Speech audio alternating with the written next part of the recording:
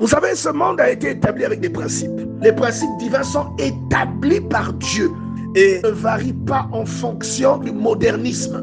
La cause pour laquelle nous ne sommes pas exaucés, c'est l'absence de sainteté. Les principes divins n'obéissent pas à vos convictions. Tout comme nous avons un aperçu des principes, même au travers de ce qui est humain. Si vous prenez un objet, que vous le lancez en l'air, la gravité va faire retomber cette chose. Donc ne vous amusez pas à lancer un marteau dans les airs parce qu'il pourrait retomber sur votre tête. Vous le savez, il ne dépend pas de votre conviction. Si aujourd'hui, vous allez sous l'eau, vous allez mourir parce que vous n'êtes pas naturellement équipé pour ça. Et vous n'avez pas d'équipement vous permettant de respirer sous l'eau. Mais si vous prenez un poisson, vous le voyez sous l'eau, le poisson a des bronchies. Il survivra. C'est son domaine de prédilection, mais pas le vôtre.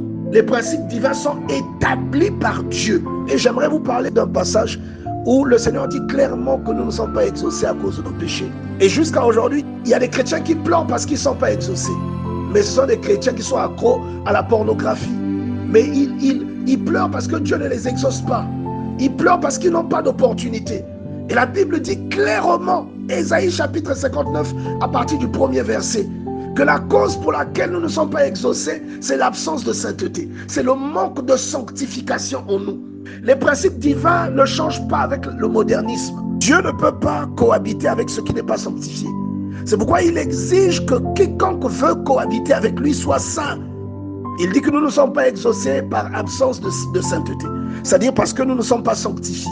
Vous serez saints car je suis saint. Il répète cette phrase plusieurs fois.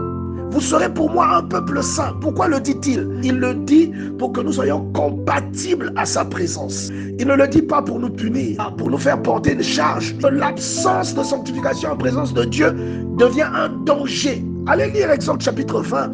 Vous allez comprendre les instructions que Dieu donne à Moïse à cause de sa présence sur la montagne. Il déclare à Moïse de faire la défense expresse au peuple, de s'approcher de la montagne et même de la toucher. Il dit que même un animal qui rentrait en contact avec la montagne serait mis à mort. Pourquoi?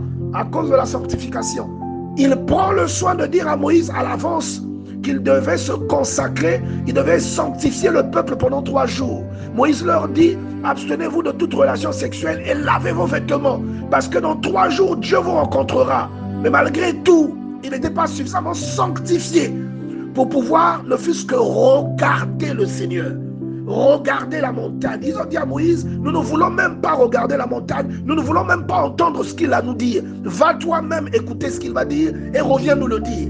À cause de la sainteté de Dieu, ils n'ont pas pu résister. Allez lire à partir d'Exode chapitre 19 et vous arrivez jusqu'au chapitre 20. Vous comprendrez ce que c'est, quels sont les enjeux.